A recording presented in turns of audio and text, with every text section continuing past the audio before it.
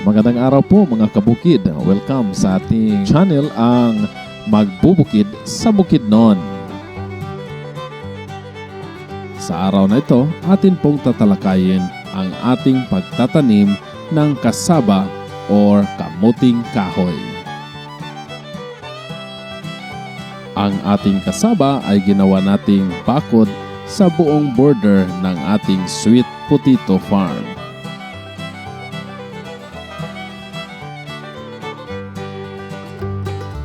Sa pagtatanim po natin ito ay hindi na tayo nag-araro sapagkat napakatirik po ng ating lupa.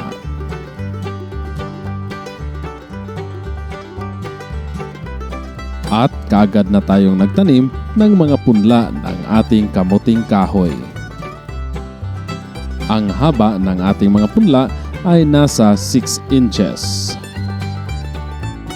May dalawang pamamaraan sa pagtanim ng mga punla ng kasaba.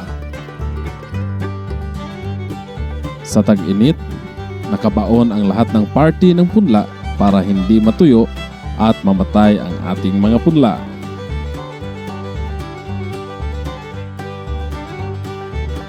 Sa tag-ulan naman, nakabaon ang 4 inches ng party ng punla at ang 2 inches naman ay nasa ibabaw upang hindi malusaw ang ating mga punla. Dahil araw-araw bumubuhos ang ulan, nagtanim tayo sa pamamaraan ng tag-ulan.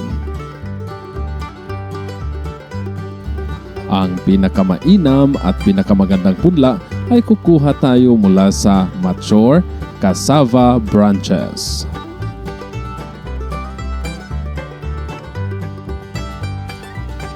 Pagkatapos nating magtanim, agad naman tayong naglagay or nag-abuno ng ipot ng manok.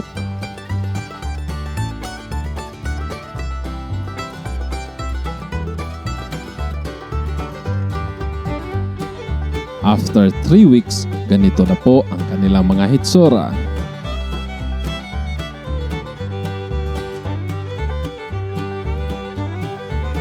Atin pong napapansin na meron po tayong around 95% germination rate.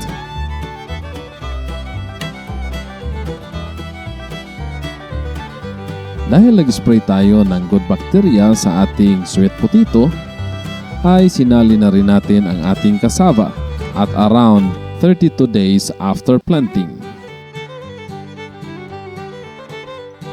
Atin din pong nakikita na mas lumago ang mga halaman na nasa direct sunlight kaysa sa mga halaman na nasa lilim ng mga puno.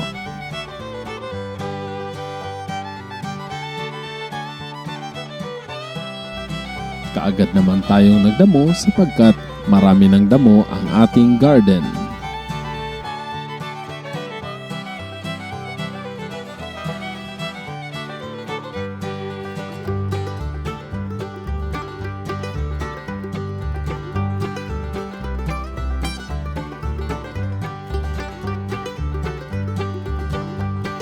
Mga kabukid, paki-like, share, and follow naman sa ating channel upang lumago rin ang ating channel.